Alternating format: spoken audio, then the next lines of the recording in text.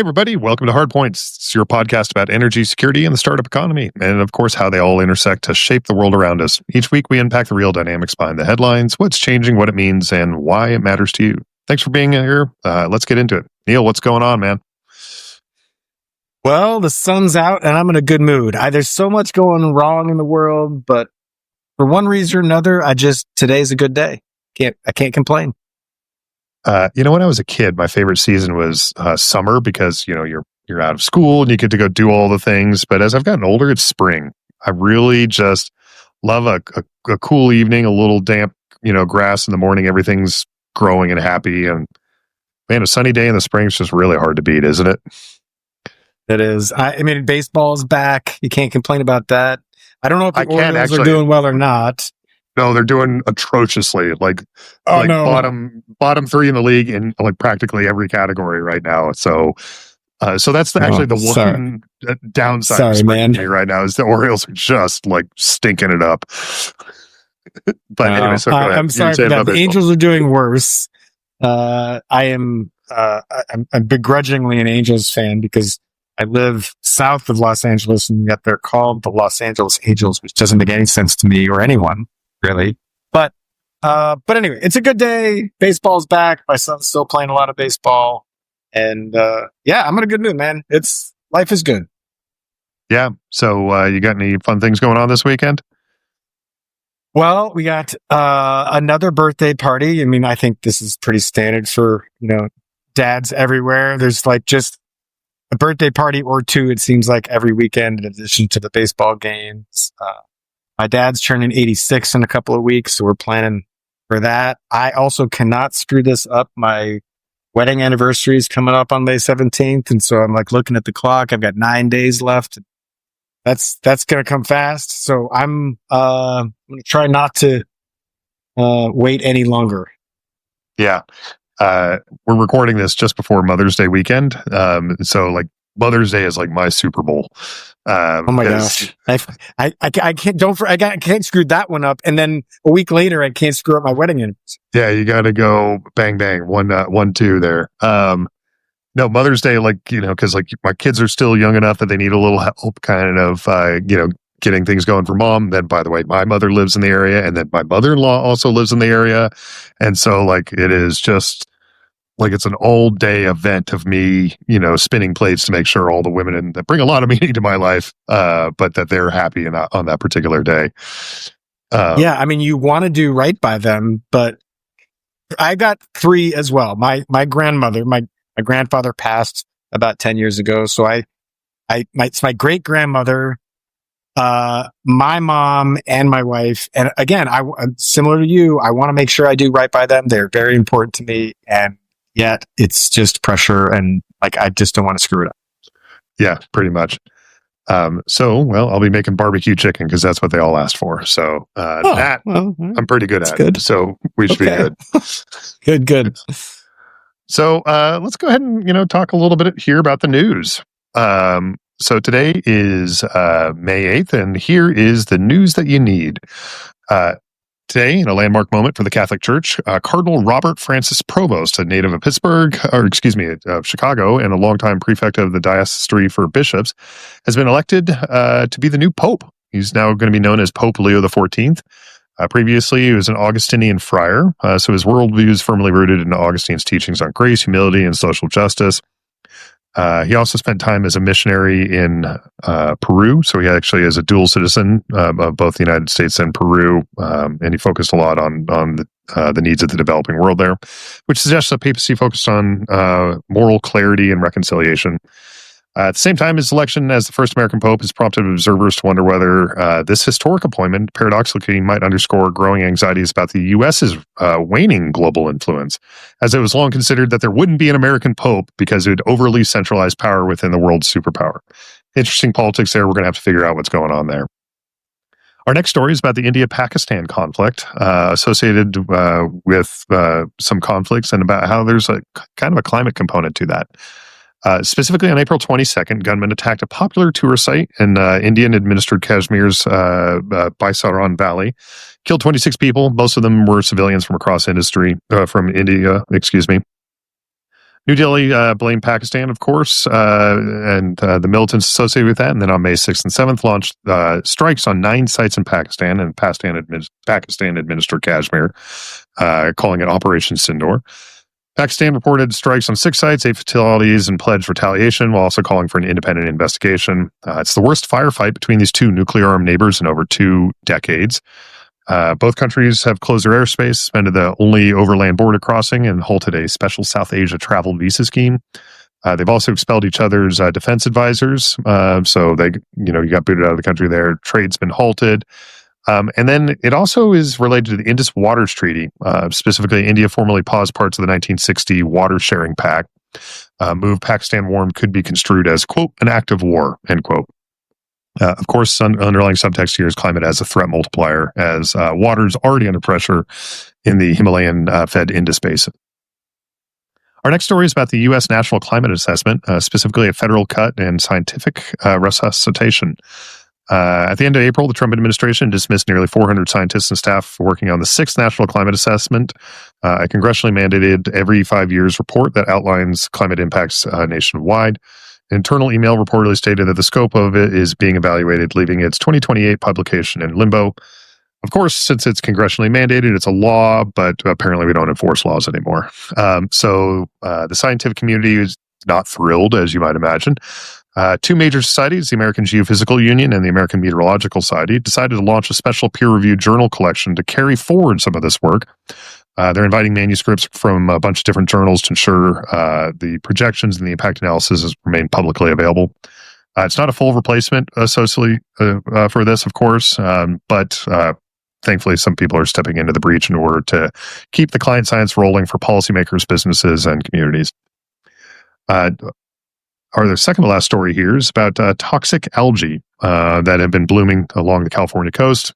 Californians are long familiar with the idea of some algae blooms that would happen, but this particular algae bloom has been really unprecedented. The algae, Pseudonychia, has spread from Baja California all the way up to Monterey Bay. The little growing guys in the water there produce something known as domoic acid, which is a neurotoxin, it accumulates in small fish. And then when predators eat them, like sea lions, dolphins, whales, and seabirds, it really messes them up.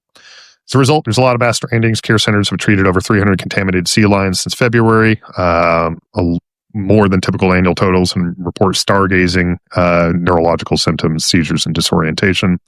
Bunch of whale cases as well. Nonprofits authorized by NOAA have linked the acid to the death of a humpback and a minke whale along the Southern California beaches. And of course, there's human concerns because California has a lot of people. So commercial seafood is being tested. Recreational harvesters have been warned to avoid some shellfish in the area. This does also have a climate link. Warmer ocean temperatures driven by climate change fuel larger, longer lasting blooms, stronger upwelling events, and nutrient runoff amplify the risk as well. And then finally is the return of the screwworm. So if you're not familiar with the screwworm, it's a parasitic fly whose larvae burrow into the living tissue of warm-blooded animals. It's a painful flesh-eating wound. Kind of sounds like a horror show mostly. But the U.S. eradicated it in 1966 because it's passed around by flies. And so what they would do is they would breed sterile male flies by the millions and then dump them. And so they kind of prevented the female flies from actually being able to continue to breed. They were so successful, they actually drove it all the way down into South America, and we had a screw fly, we had a fly program that was associated with Panama. However, more than 950 cases have recently been confirmed in cattle and wildlife in southern Mexico, so moving back up from Panama in this year alone, likely aided by lapses in inspection during the pandemic and a brief Mexican ban on sterile insect flights that appears to be part of the ongoing trade disputes between the United States and Mexico. In late April, U.S. Agricultural Secretary Brooke Rollins warned Mexico that cattle imports would be restricted unless control measures were intensified. Within days, both governments agreed to figure it out, lift customs, and then to resume sterile insect releases and boost cross-border surveillance. The estimated economic impact here is potentially, if screwworms were to return to the United States, would cost over $900 million a year in lost production and treatment, not to mention the cost to the American consumer by increased beef prices. Although the immediate trigger was policy shifts and inspection gaps, some experts worry that milder winters, such as from climate, may allow screwworms to survive further north than they had in the past. So that's your bottom line there. Nuclear neighbors clashing over water, stranded sea lions stargazing under a toxic tide, and Washington's hijinks with climate science to inch wide maggots threatening Texas ranches. A lot of threads of geopolitics, policy, and climate weaving throughout our world. Stay attention to the news you need because it isn't just a public duty. It's how we spot the patterns before they spiral. What do you think, Neil? Well, I'll start with the Pope. I got a question, actually, because I'm not Catholic. Do you know why the Pope takes a new name? Why doesn't he just keep his name? He's got one. I don't know. I think it's kind of like Joe Dirt, where they got to church it up a little bit. Got to church it up. Okay. I mean, Francis, I remember because in his passing, I saw a news story about how it was a historical name that he took on purpose. So I know the person who becomes Pope gets to pick his name. So there must be some reference to why he wants to be that. Yeah, I mean, the postulating on like why in America, why is this the right time to have an American Pope is a really interesting one. It didn't seem to be the sort of popular opinion of like people seemed to think it was going to be a person from somewhere else. So I don't quite know what to make of that piece of it. That maybe this is some sort of sign that this is, America's not a superpower anymore. I don't really buy that, but I also don't really have a good explanation for why the Cardinals would think now is the right time. I've never heard of this guy. Apparently he was kind of a dark horse candidate for the papacy anyways. So it is a little bit of a surprise. It was also apparently a very rapid selection.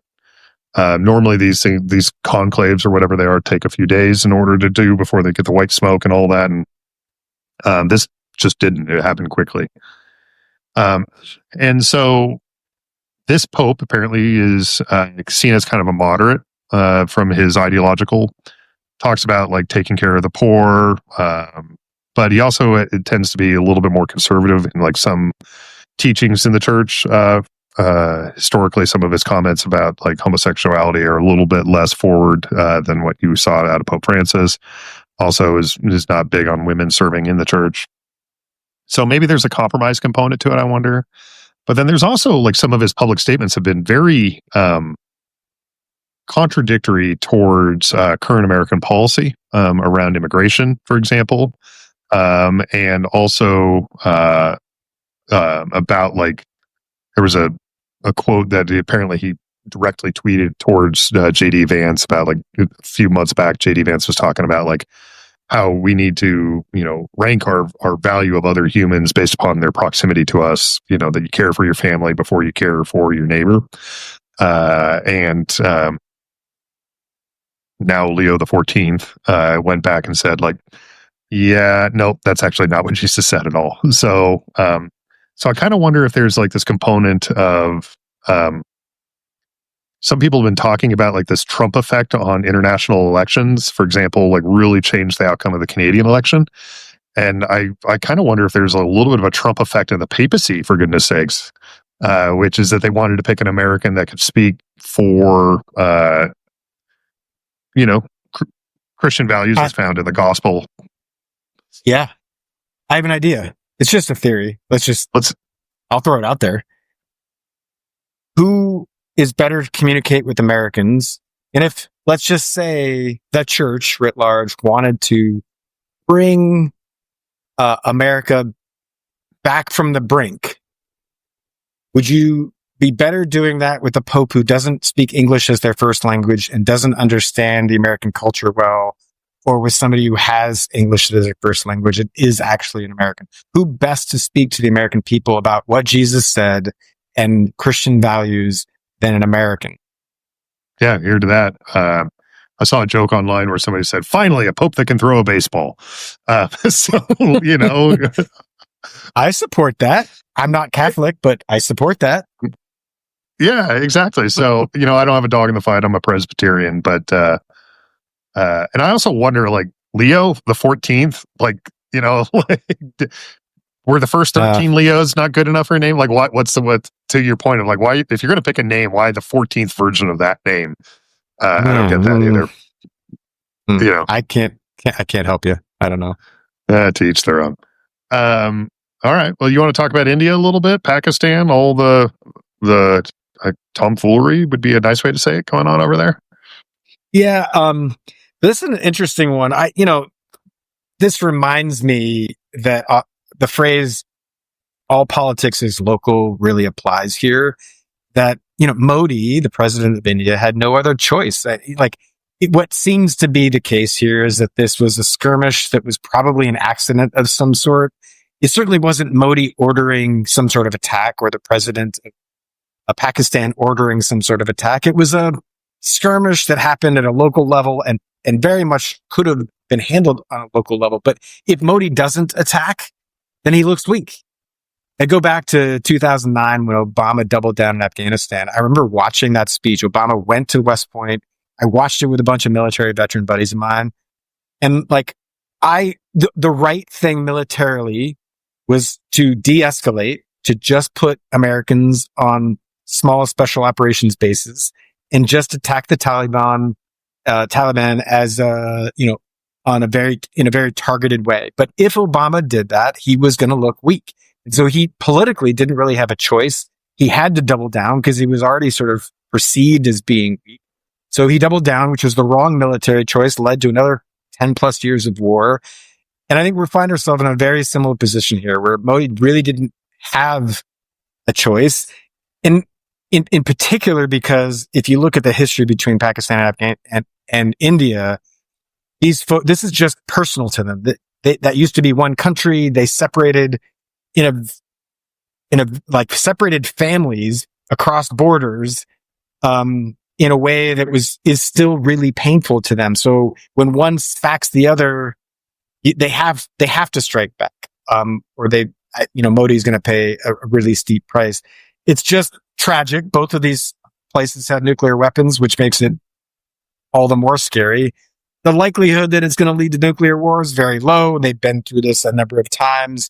One of my colleagues at Google was in the Indian Air Force and actually participated in attacks in Kashmir, back, it's been like 25, 30 years ago now. His telling of this story is like, look, it's just what we have to do. In their minds, it's a duty. It's a part of this, sort of tit for tat that they feel like they don't have a choice in. But that also means, I think, that we're probably not headed for nuclear war. Yeah, it's funny how domestic politics can shape international politics. So towards the end of my time in active duty, I was working in cruise missiles for the U.S. Sixth Fleet and associated with essentially launching Tomahawk cruise missiles. And one of the areas that flashed up was around Obama's red line in Syria and about the use of chemical weapons. And he had said that this is a red line that, we need to be paying attention to. And I watched as kind of the sausage got made. And, I'm not speaking out of class here, but like a lot of countries ended up working together and wanted to get involved in the military action. And it was interesting to see as like more and more and more, and we kept having to change our plans associated with that. And then nothing happened. And he ended up getting kind of pilloried associated with like, oh, you didn't launch cruise missiles, you're weak. But the end result actually, and like he never got any press for this, is that there was an international coalition that came together associated with that, and that threat that Teddy Roosevelt walks softly but carry that big stick. That big stick scared Bashar al-Assad into releasing most of his chemical weapons into the international community. They were actually destroyed at sea in the Mediterranean.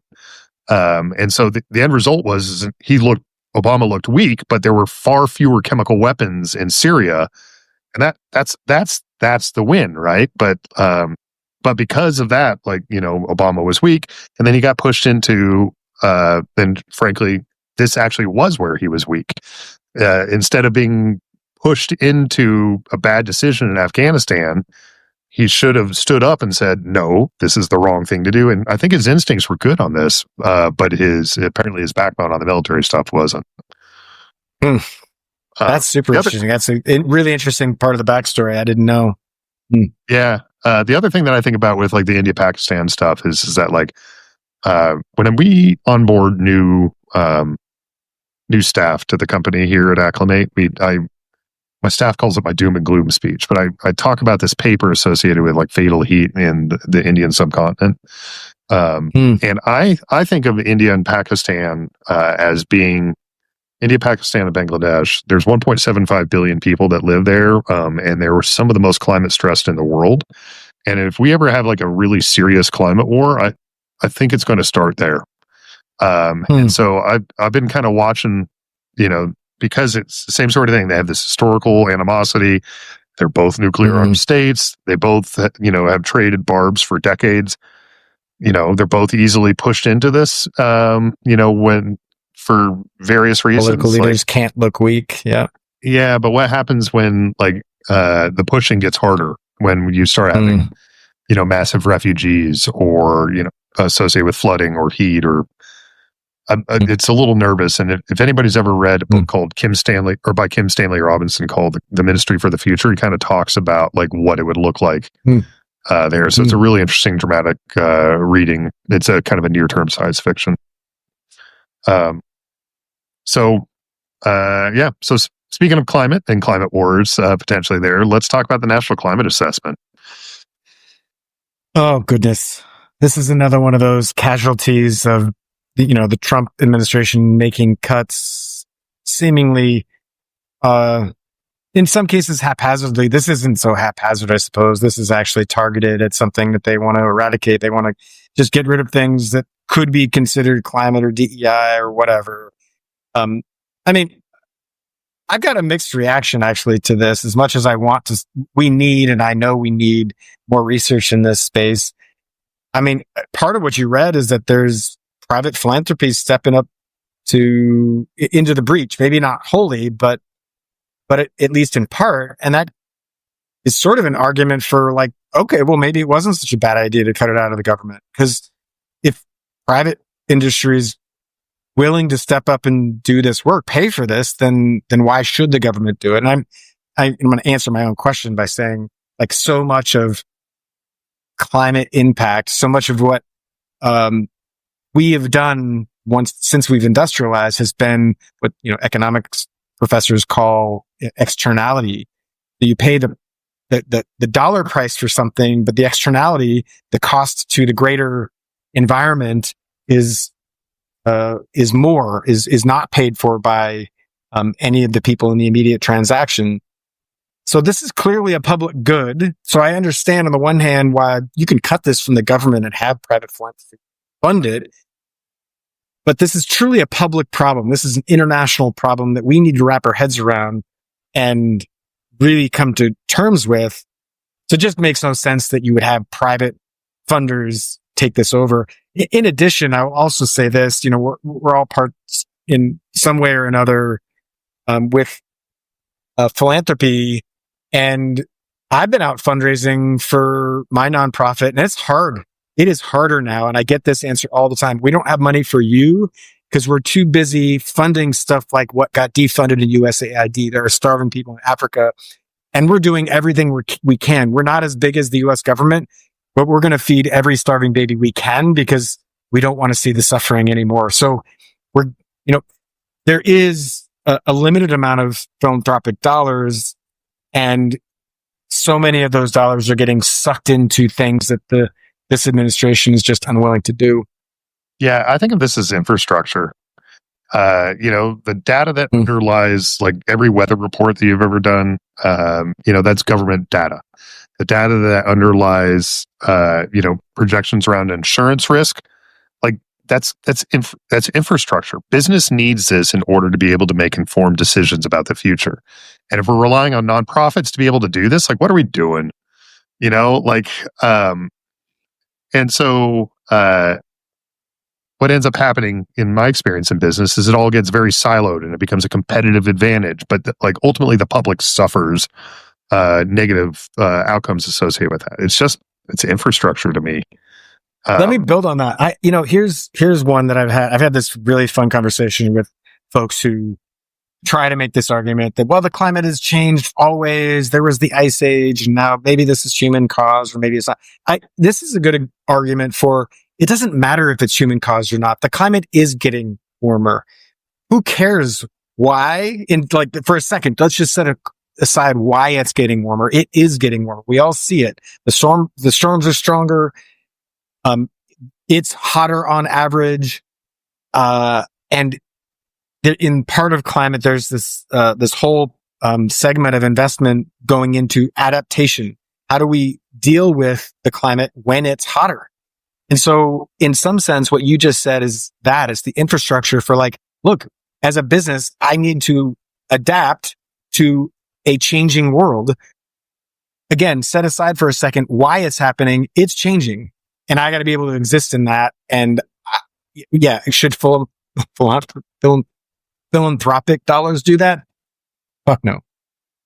No, this is why governments exist, is to provide this infrastructure for us all to operate off of.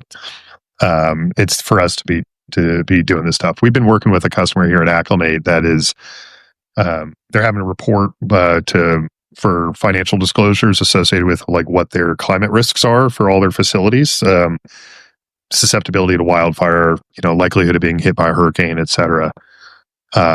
The data that the insurance companies are working in order to provide this data that we're working with, that all comes off of government data. And so we are making people unaware of what's going on. Speaking of hurricanes, one of the things I've talked about, not on this podcast, but in other places, is about things called rapid intensification events associated with warming water, which is that the modeling for hurricanes has really been pretty accurate. We have some really good models in the United States, though here in the last few months, actually, because the data is degrading, the modeling capacity is degrading as well. But up until a couple of months ago, the models were doing fairly well on being able to predict hurricane tracks, but they were having a hard time with predicting hurricane intensities. And that's because the ocean water is getting so much warmer. And not just at the surface level, but down. So historically, when a hurricane goes over a chunk of water, stirs it up, there's cold water that upwells. It kind of slows the hurricane. It kind of prevents it. But now the warm water is so deep, it doesn't really do that anymore. So you're getting these rapid intensification events. And that also makes me think about the algae bloom component of it is that the water's just getting so warm, and unlike what Smash Mouth would say, it's not very good for swimming in either. So, totally. you spend time in California. What's it mean to experience these die-offs of sea lions? It's heart-wrenching. I spend a lot of time in the water. My whole family does. It is a reminder of how delicate the ecosystem is. These blooms have happened before, but never at this scale. And this is another example, kind of what I was saying a minute ago. We all see it, whether we acknowledge it or not. Things are different.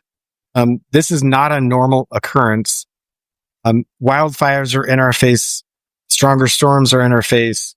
This is very much, I'm seeing dozens of dead sea lions just on the coast of California. It is sad. It's tragic. I've read about the whales and I've read about other impacts, but just a beach that is otherwise perfect and I go to all the time is now, you just have to confront death. It is the death of life that is directly impacted by this plume, and it's a massive plume, and it's come right home to my front door. I'm actually really interested in talking to Breene about this because our guest, Breene Murphy, is he's an avid surfer and he's a filmmaker. He spends a lot of time more. I spend a lot of time in the water. He spends more, and he's made a career out of living and reporting from the water. So I'm curious what he has to say as well. But this is just another example of it being right in your face, right in my face anyway. Yeah. That plus kind of the screw worms of we're kind of bringing we're watching like the natural world changing in like some really massive ways. Some of it, because we're of direct policy things that have happened fairly recently. Some of it for kind of like building over the long term. And you and I both work in a space there where we can make this better. And so like I know that gives us a little bit of meaning. So how about we introduce our guest? You know Breene. I haven't met him yet, so I'm looking forward to meeting him. Tell us, you said he's like a big waterman, Yep. broadly. But I think he also told me he did like a documentary. He did. He made the film Seven Crossings, which is a film about, one of the best paddleboarders, maybe the best paddleboarder in the world, paddling between the 7 Channel Islands off the west coast of California. And he did that, as the documentary is about bringing awareness to the environmental impacts of rising sea levels and changing water temperatures, et cetera. So it's called Seven Crossings. It's on Netflix. You can see it. Breene, is a sort of man of many talents. He started his career working for the Clippers, the basketball team. Okay. He was a marketing guy and made, hype films about their new players and et cetera, et cetera. But then he took that marketing talent into the investment world, which is really unique. He's one of the best surfers I know. And I know a lot of surfers. He is an amazing surfer. He's in the middle of his marketing career with the investment firms, did this Seven Crossings film. He does some philanthropic world, but what he's working on now is a firm called Carbon Collective. It's about how you invest your dollars responsibly. If you are worried about or want to be responsible with respect to the climate. So it's a way of giving employees, because most of what they do is around 401ks. I mean, we'll ask him to explain it exactly. And full disclosure, this is a firm that Heirloom, my company, has hired because, we've got a bunch of folks on our team that care about the environment, want to invest in a way that's, aligned with their values. And what Carbon Collective does is provide the optionality for employees to do that with their 401ks and other things like that. So he's also a dad. He lives right up the road. He and I organize a happy hour with another friend of ours, Dan Lichtenberg. And he's just a really cool guy. And I think we're going to enjoy talking to him. Well, I'm looking forward to it. Let's get to it.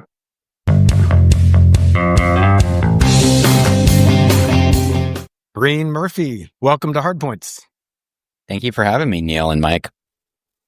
Yeah, well, excited to talk to you today. We know you as a surfer, as an environmentalist, as a filmmaker, but your day job is in climate smart investing, right? So let's start with that. We're going to get into the rest of it as well, but let's kick it off with what are you working on right now?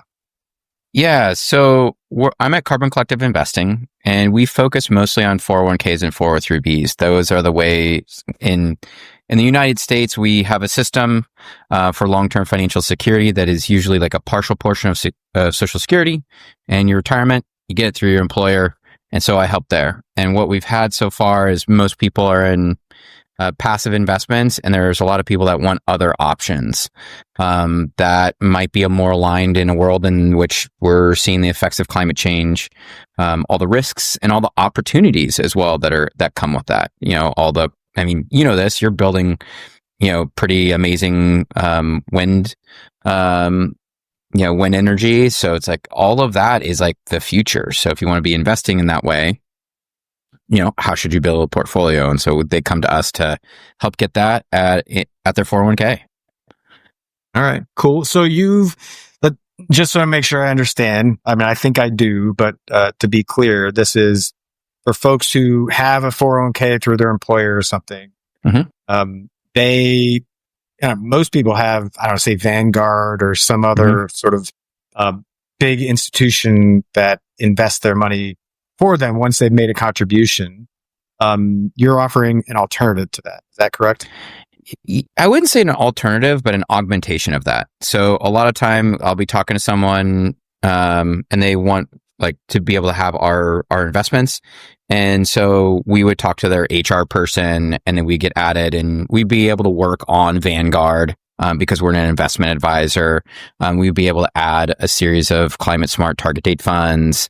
And then we do like financial education and HR support to help with that. So it's a really fun job because the people who come and talk to me are doing like amazing things. I mean, like you're one of them. But it's like other people doing, they're doing direct air capture to sustainable aviation fuel. And it's just like astonishing to hear, what my clients are doing. So it's a pretty fun job.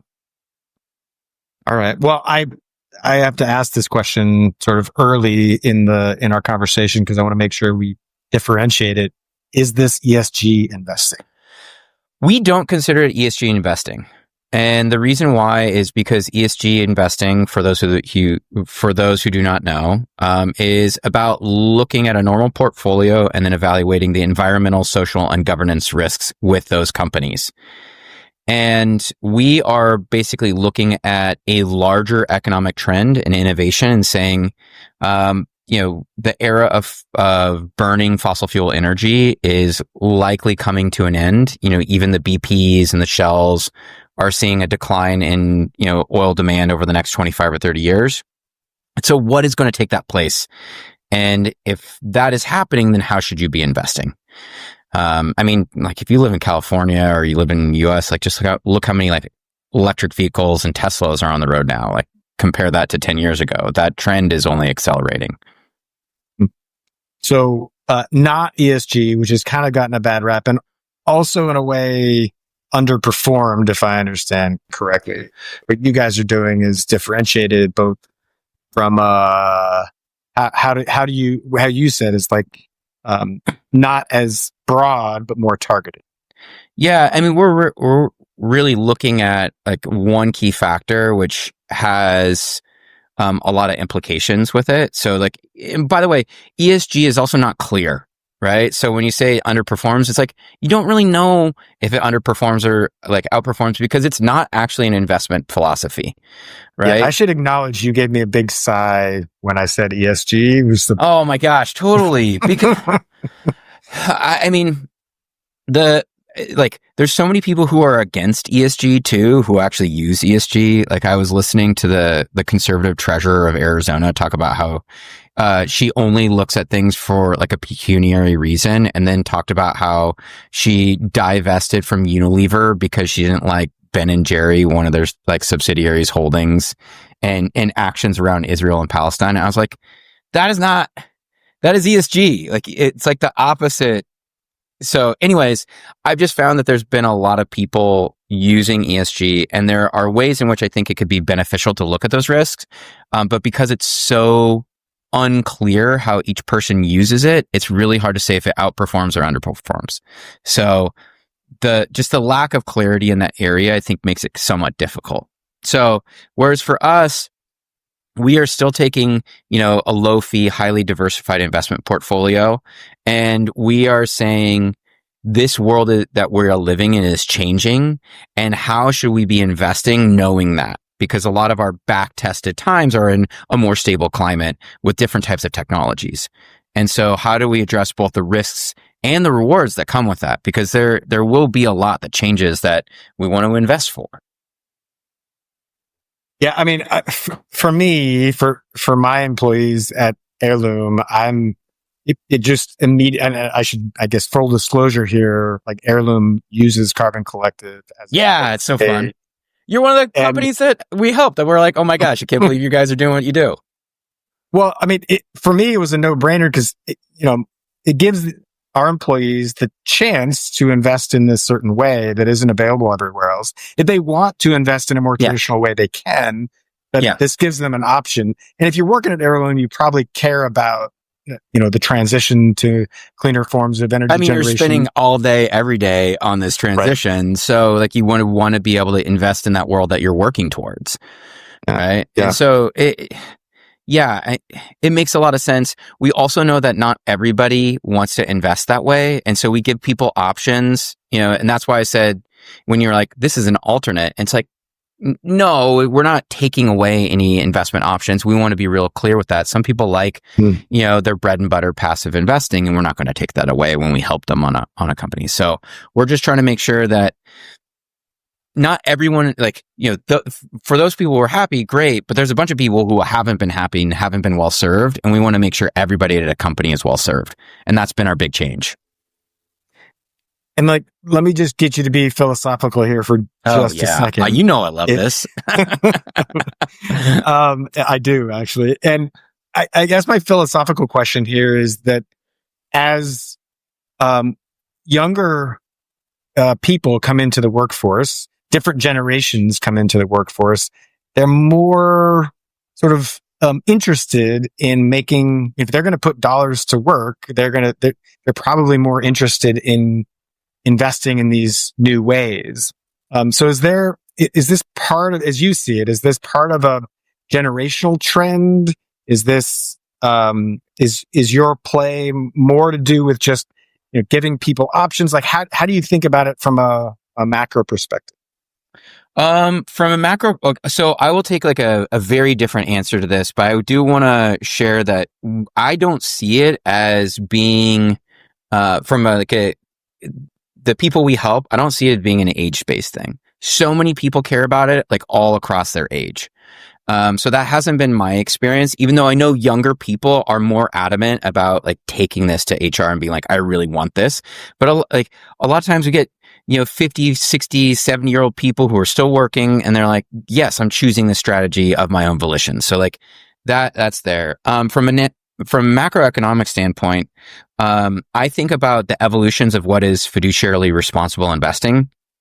So go back 100 years, right? And picking a stock is actually really hard to do. There's a craze and, the Great Depression happens, but out of that comes this better criteria to pick individual stocks. Right. And so, Ben Graham, that's Warren Buffett's mentor. He becomes famous for it. He wrote this really famous book called The Intelligent Investor. And it's how to pick a stock.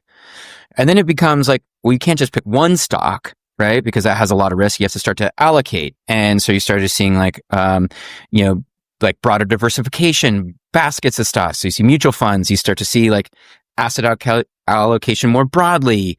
Then you start to see people see that active management isn't as effective as passive management. So passive comes in. So it's there is this evolution of investing of what are these best practices? And so what I feel is we're taking the mantle from what passive investing is looking at and saying, they're basically saying the system is great. And we're no. They're missing out on these large risks and opportunities that we know are happening. And so, and we still take a lot of their best practices of creating rules for how we include companies, that it helps us keep fees down. But I look at it as this is an evolution of investing that could very well become the next fiduciary standard of investing.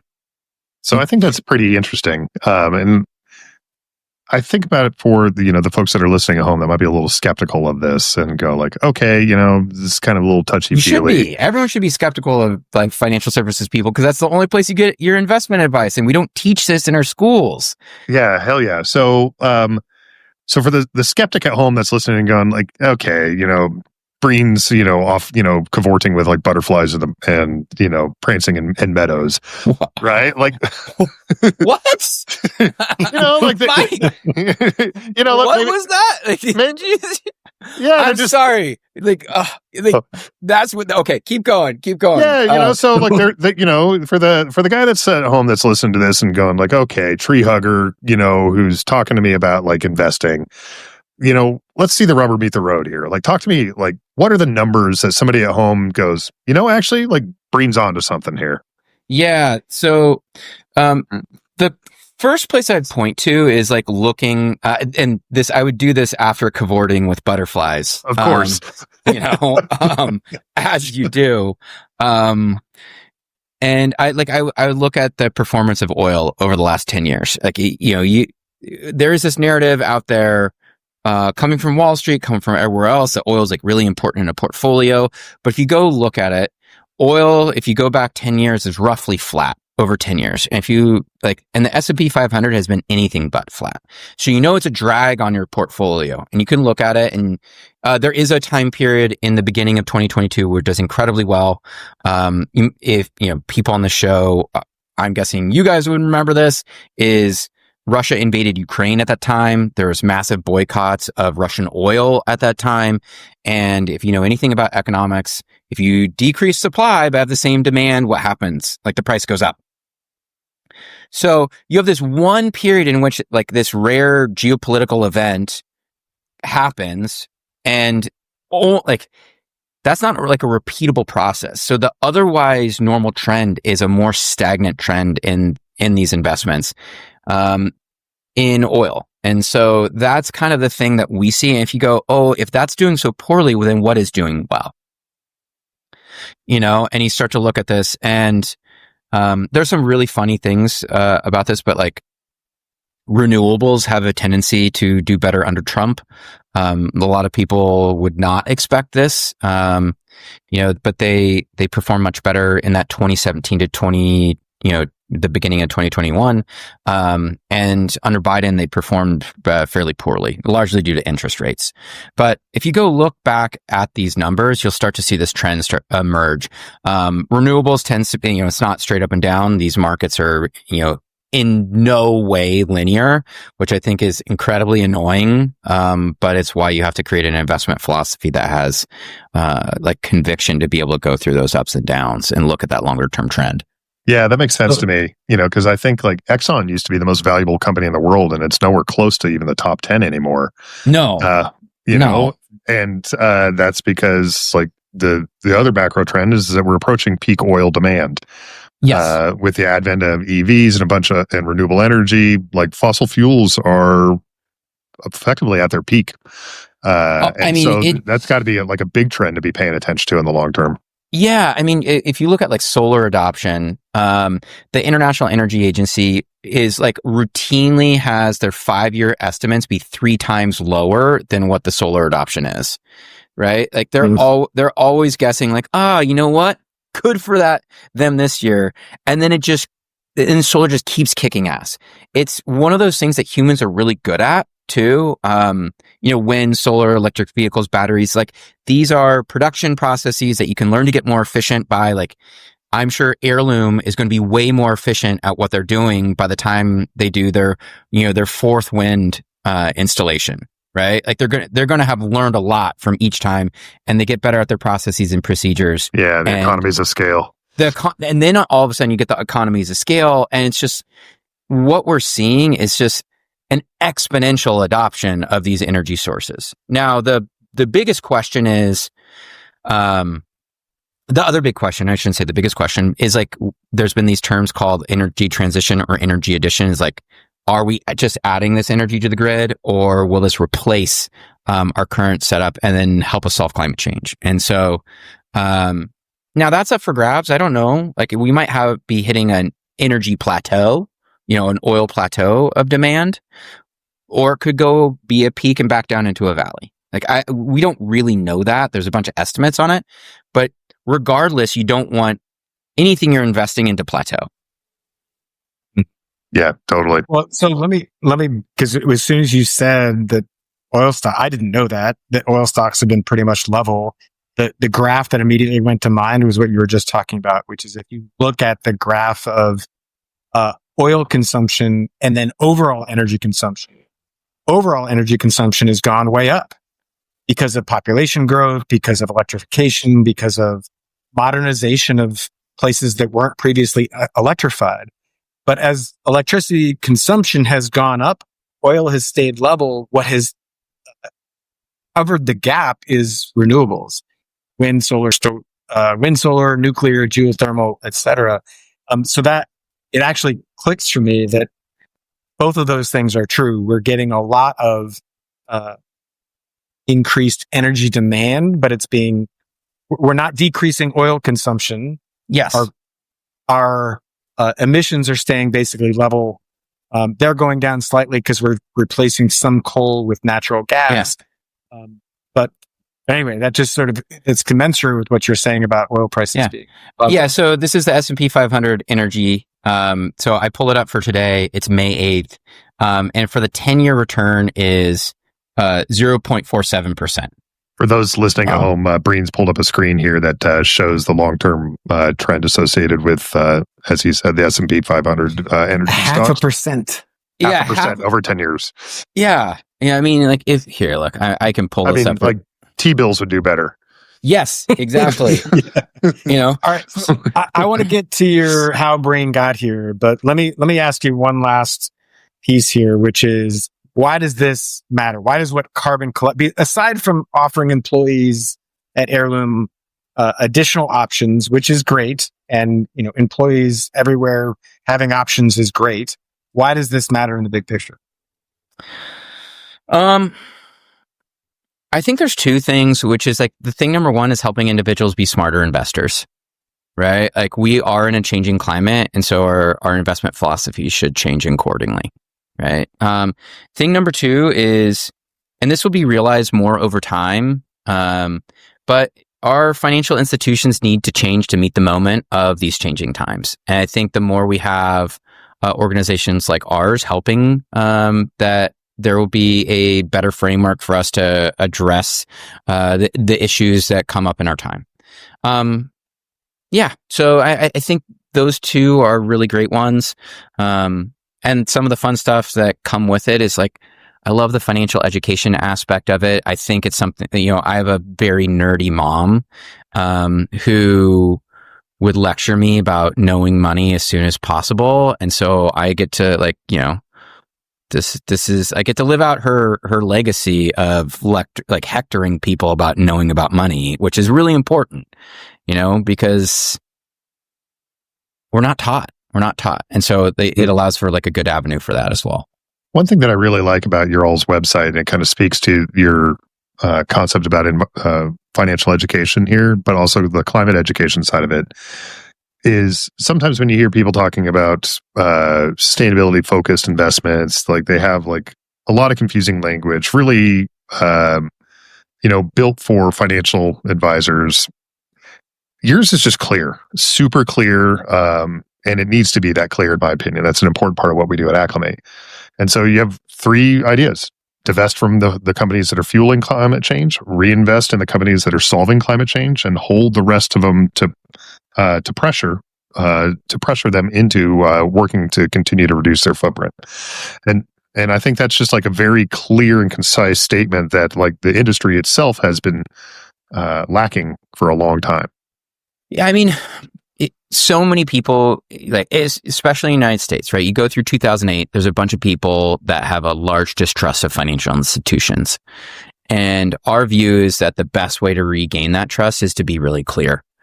And if we're going to have the ability to scale our investment philosophy, I think it's going to have to be necessarily simple, right? There's been some people out there that have made a ton of money, but they have a very complex investment philosophy, right? And so we have to be understanding that if we're going to reach regular people who are not financial advisors, they need to be able to get this and pretty quick. And so we want to be able to help them, because I do care about people reaching their goals. Like I know what's behind all these investments, right? Like I know it's, be able to retire and go on a, maybe me, it'd be like, have a couple more surfboards and go on a surf trip, with my family and like kids, or, there's all those kind of things that like really mean a lot to them. Like this money plays an important role in these people's lives. Yeah. Yeah. So let's go to the how did Breene get here question. Yeah. I mean, super direct. Yeah. Right. So yeah, take us back, man. You worked for the Clippers at one point. You've been surfing, I'm sure, through the whole time. You made a movie about paddleboarding off the coast of California. Like, how'd you get here? It started. I've always liked storytelling and writing, and so I started there. And this may shock you. It's hard to make money that way. And so I went into advertising, and I hated it. And I had to find a way to hate it less. And so my way was I got really into behavioral economics, right? Because stories are essentially, the qualitative approach to why people are weird. You guys make that face. Like, are the people you know normal, or like, like, I'm identifying with the weird. yeah. Okay. Good. But like, behavioral economics gives all these frameworks for understanding like the quantitative reasoning for why people are weird, and I just ate it up, and it just immediately transitioned into I was way better at writing for financial institutions. Then I met the people that were working at financial institutions. They weren't aware how to not everybody was aware to integrate this. I met financial advisors. I was like, I can do this, So I had this sort of pivotal moment in my life. And I had another one too, which is my grandmother. She was the Republican mayor of Whittier. She was like a civic leader. She was on USC's advisory board for the Wrigley Institute of Environmental Studies. She just was like this all-around badass, right? And when she passed away, I realized what it was like to live a good life, because people were incredibly moved. And so I knew that to actually help the world meant living a really rich life. And I decided to try to figure out some problem. I didn't know what at the time. I was very young. And I was like, okay, well, climate change is here. We are not doing anywhere near enough to do anything about it. There's a lot being done, but maybe I can help there. And so I had these twin paths of, in my profession, trying to figure out a way to like it, and it led more and more to financial services and investing. And then in my kind of personal life, it got into, I would fly to DC to lobby members of Congress to pass climate policy. So my economic understanding, to do that, you have to really prep. And I would study and learn and understand different approaches to policy that would build the economy and still help us decarbonize, and all this nerdy stuff. And those two things kind of came together with Carbon Collective Investing. So, did it go through some circuitous routes? Yeah, I got to cover Blake Griffin's rookie year for ESPN. This is back in the writing phase, and so anybody that's seen those highlight reels of the Timothy Mozgov dunk or the Danilo Gallinari dunk, I was on the floor in they were not popular then. They were 1 in 13. And it all of a sudden it turned into Lob City. So I got to do that stuff. And, storytelling was obviously something that was important to me. So I got connected to Jamie Mitchell, who's the best paddler in history. And we made a documentary, going out to the Channel Islands, which I don't think enough people in California recognize what a special place they have, right out front. And if you're a biology nerd, there's Darwin's finches, which are on the Galapagos. There's a unique finch species per island, and there's an equivalent of that right here in Channel Islands, which is we have foxes. There's a Catalina fox and a San Clemente Island fox and a San Nicolas fox and a Santa Cruz fox and a Santa Rosa fox. That's rad that we have this marvel of the world that's just right there. And, I got to go see it, and that was amazing. So you got to hang out with Blake Griffiths, the Clippers basketball player, rookie, phenom guy. Okay. So that was cool. I've only gotten to be courtside for a basketball game for about 30 seconds once. That was actually really cool. Sounds like you got to do that a lot. Well, until I wrote a negative article about Donald Sterling, and then I got really, really bad seats. So you've been speaking your mind for a while. That's cool. I mean, just bad thing. I don't know. I think that's what it takes. Part of what I view is being a true man, human, whatever it is you share what you got, right? You be honest about yourself. And I was I did not think what he ended up getting ousted from the league for, I think was a lot milder than what he actually did, which was he had a Department of Justice systemic racism issue with being a landlord. I was what are we doing? This seems like a bad dude to have around. Don't worry, his son will be president. Jeez. Yeah. Well, but okay. So then that led you to the documentary you did, or how? How did that? No, all this stuff is different. I mean, so much of how I view life is like you get a set of opportunities, but there's a lot of life that sits outside of that, right? So if you get a job, you have to do that job, and it's important to do that well, right? But that job, like, not everybody's like happy, or I think very few people are happy with their first job, and what they get to do. And so a lot of like all of this, it came as like ancillary stuff doing on the side, right? As a way to, I really love writing. I love surfing. I love being outdoors. I love sports. These are things that were mattered to me. And so I would just do them, and they would kind of create their own momentum in my life, and it wouldn't let, working stop me, because I don't know, like, we don't have that much time here. And if you know that and you really feel it, it's like, how can I make the most? How can I have like a good life? How can I have other people like have a good life? And I care about that. I did a lot of funerals as part of my Navy Reserve work. I would, as you were talking about your grandmother and about like this example of how to like live this full and good life, and about like one of the things that occurred to me when I was observing most of those funerals is very few people talked about the work of the deceased. They tend to talk about the impact that they left on the world around them, typically on the way that it made people feel, and typically on the things that they did in their communities. And so it's important that if you can, in my opinion, align your work with, positive outcomes, then do that. And if you can't, don't let that limit the impact that you leave on the world.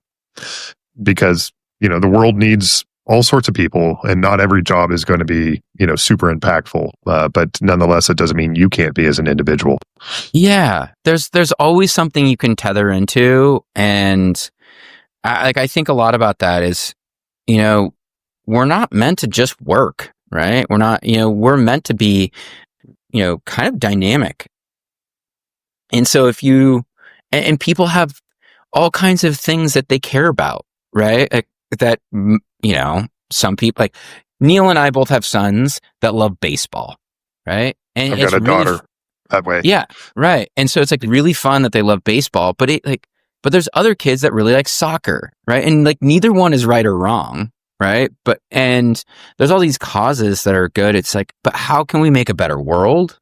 How can we, really be respectful of the world that we were given by, our parents and grandparents and forefathers? And how can we also be like caring of the world that we'll leave to our children and grandchildren and, all our friends? It's like, we're part of this like pretty special web of life. And I try to live up to that as best I can and make jokes along the way, and like, you're good at the jokes, Breene. I will give you credit too there was maybe 6 months ago or so, you posted something on LinkedIn. I saw that you just took some time off. I don't know if it was the morning or the afternoon to go surfing, just to clear your head and to just go surfing for a minute to wrap your head around the current moment. And, we're all dads here. I think, one of the things I know we all struggle with is how to know when to take those moments for yourself, when to dedicate to work or to family, or this is a legit question.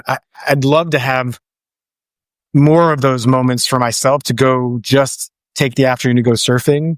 How do you think about that? How do you carve that out? And when do you decide that it's necessary? And I think the first part of it is like, I don't think it's just to go surfing. It's, I'm trying to process something really hard. Right. So I've done this. I don't do this all the time, right? This is not like a regular activity of like going to go surfing. But if I'm trying to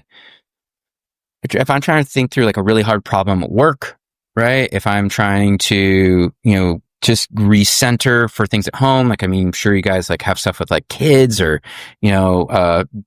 whatever it is. If there's something that I'm like, I don't quite understand, I feel like I process it better if I almost like can think about it, but not directly, right? Like if I go walk and then jump in the ocean, there'll be this time it will be in my head. It will be spinning. And so but if I catch a wave or I'm saying hi to people or whatever, like there's this little time go on the back burner. And that time, I just feel like I get more creative with it of like, how do I need to see this moment? Cause like the other thing is like, I find my initial emotional response is not complete, right? Like my initial emotional response is like, I'm angry about this bad thing that happened to me. And that may be true, but there may be like a larger truth too, right? Or another truth. It's like, I can still be angry. And if I don't give myself space to think, process, try to understand it, and if it's really important, then I don't think I'm going to be giving that like really important thing in my life the respect that it needs to be dealt with. And so I'm not just going surfing. I'm like, I need time to process this. And so I'll go do something I love that I know I'm comfortable with, that I know I'm able to like, when I'm sitting out in the ocean and the waves are kind of all around me. And, there's this piece that comes where I don't know how many good ideas, or at least ideas to take action, I get after doing that. Like, it's not a purely selfish thing. It's like it's a safe space to really think. Mm-hmm. It makes me think about like the idea of like male happiness a little bit. I would imagine once you kind of figured this out, like you became a happier person. Oh yeah. But I also think about that like sometimes when we're talking about like, there's a real crisis of male suicide in this country. Totally. 4 times more men die by suicide than women. Yeah. And I think a lot of the prescriptions have been kind of focused on things that have generally worked for women. The idea of like going and talking to somebody about it. It's at it. But in my experience as a man, and it sounds like it resonates with you too, Breene, this is like, sometimes I need to just go sweat it out a little bit. And I need to go be alone be alone in nature. I feel like so much good stuff can happen as like being alone in nature. I think those other things can be valuable too. I don't want to downplay them, but I think, but there's something about being a man here that's a little bit different, right? I mean, at least for me, it's like the amount of testosterone. I remember being a kid and like getting the testosterone. And you're like, I was like horny and angry, right? Like, no one tells you like, and you're like, why am I like this? And so if like, it's just like, there's no playbook for it. There's no like, there's like people aren't telling you. They're like, oh, you'll feel like feelings. I'm like, and I just want people to be like, no, you're going to be really horny and angry, right? Like a lot of the time, right? And this is because and so then giving ways to like be okay with those sets of feelings, and so I do think it is good to be able to talk about it, like with friends. Like I have like at a time gone through therapy, which I found really helpful. I also meditate, right? So, but like that nature thing, it does such a great immediate job of like a reset. The one thing, and we talked about this earlier, Breene, but like given that we're talking about surfing and being on the coast, like the algae bloom that's going on here in the US. Yeah. We just read a story about it. Just sort of curious to hear your sort of raw reaction thoughts about it. Yeah. I mean, to me, it's astonishing. Right. So algae blooms are very normal, right? They happen, but I don't know what it is about this one, but it is so much bigger, and the way it affects, the food chain, so you get like the anchovies will eat it. And then the domoic acid inside that gets into sea lions and dolphins, and they're dying like I've never seen. Like in my entire life, I've been in the ocean 30 plus years, and I've never seen anything like it. And just the behaviors of the sea lions before they kind of lose it.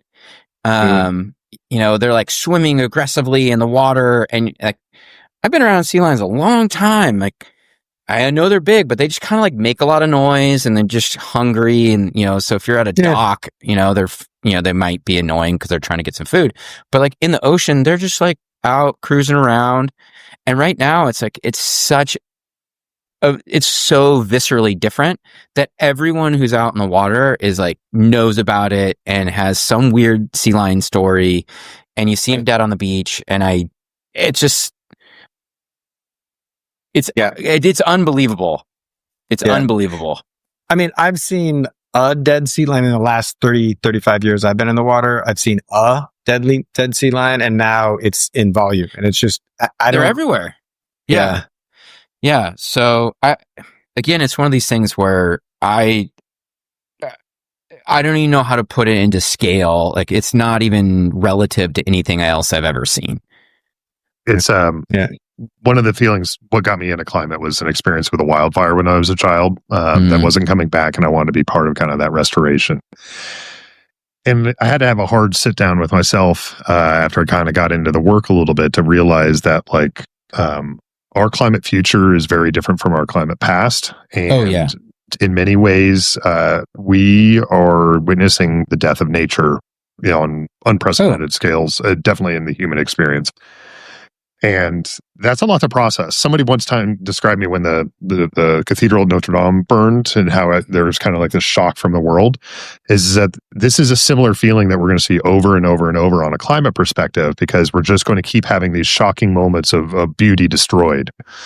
I mean, and that feeds back into what we were just talking about, which is the ideas of like, if you get peace, if you can help to clear the mind by spending time in nature, but also that like nature is in the process of being destroyed. We're not to be too woo woo or for me to cavort with butterflies here, but like cavort away. Like, don't let me stop you. For selfish reasons, we should want to work on climate, because we will affect our happiness as individuals. Oh, totally. I also think it's like, you're talking about the rate of male suicide. I think a lot of it is a meaning crisis, right? It's a loneliness, a meaning crisis. And if you are trying to make the world a better place, like, I just think you're going to have to deal with the ups and downs that come with it, but you're going to be in a much better place as an individual trying to do something hard that really fucking matters. Yeah. Like, go after the thing that will really matter, even if you suck at it, especially if you suck at it, right? Because like, if it really matters to you, like, that's where you start to work through the things you suck at, so you get a little better, right? And you create that like momentum, and that I'm a big believer is like, that is where you create like a really rich life, and for some people that will create like financial wealth too. But like, we're here to have, we're incredibly social beings, who are also capable of being individuals. But it's like that unique mix of understanding how you are your own unique person, whether you like gaming or fishing or surfing or cavorting with butterflies, right? Like, go figure out like how you can build a life around that, like, I want more people to be happy, man. Like, and I think so many people are trying to guess what other people think is cool or not cool. And I'm just like, I understand that we live in a society that has advertising that's telling you what you're not all the time. And we need to be doing a better job of being able to take a time and a moment of reflection and remembering what we are. That's well said. I think that's a good place to leave it. Breene, it's been awesome having you on. I appreciate you sharing your story, your thoughts on the ocean and on Carbon Collective and on the path forward, man. Thanks for being here. Yeah, thank you so much. This is awesome. Good to see you, Breene. Yeah.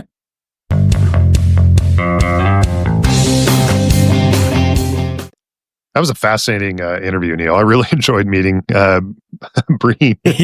He's a character, man. What can I say? Yeah, I loved. He just like lost it when I started talking about butterflies. So that it's funny. You see him put his hands on his head. And he's like, "Oh my god, what?" Yeah. And then horny and angry. That's pretty funny too. So yeah, no. Thanks for introducing us, man. I enjoyed it. Let's talk about goods, bads, and others, man. Now that we're kind of getting to the end of the show here. Yeah. So this week, I spent the first 3 days of this week in Washington, D.C., which is a fraught place these days. And, if you're in the military, you sort of fear being sent to the Pentagon. But I spent a day on Capitol Hill meeting with Senator Barrasso, Representative Levin, Representative Hageman, the staffs of other Senate offices, Schiff and Kim and Padilla and others.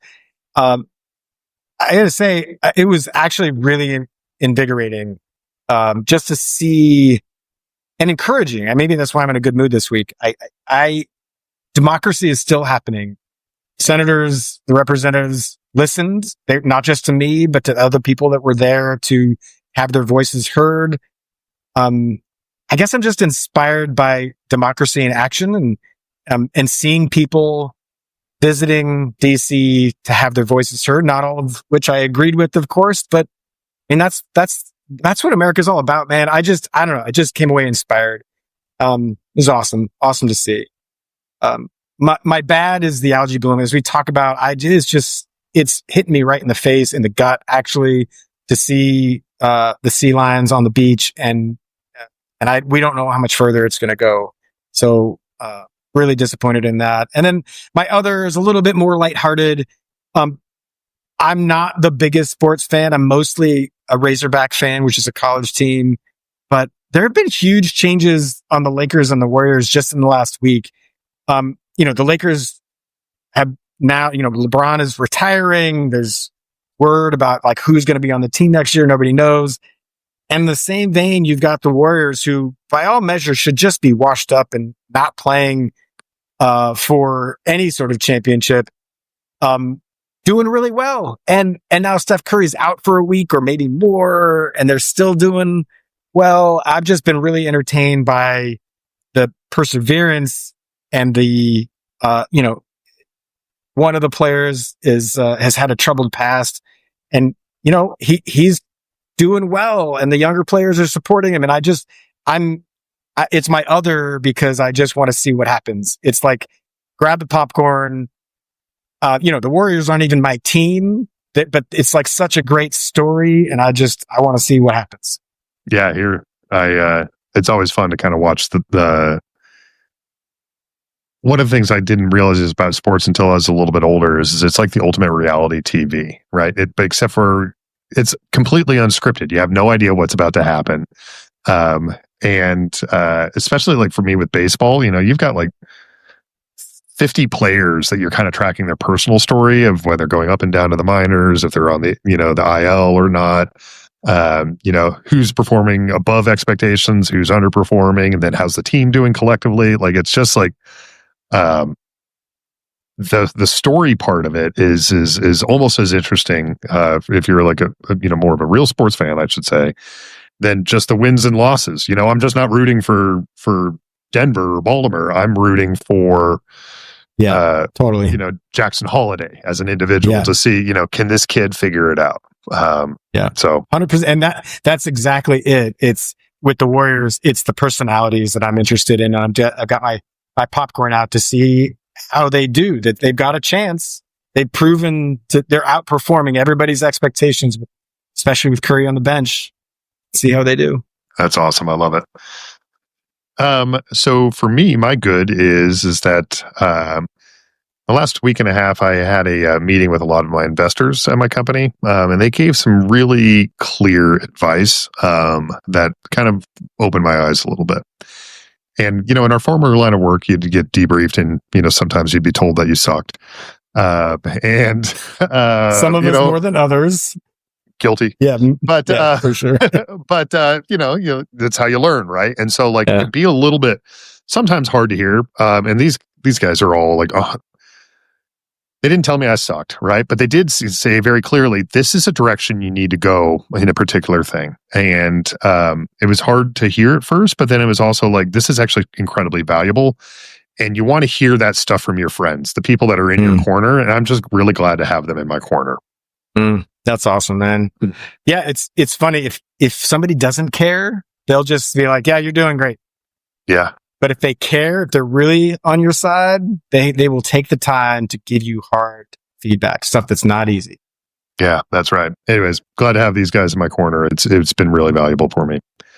My bad is the continuing foolishness of the United States Naval Academy.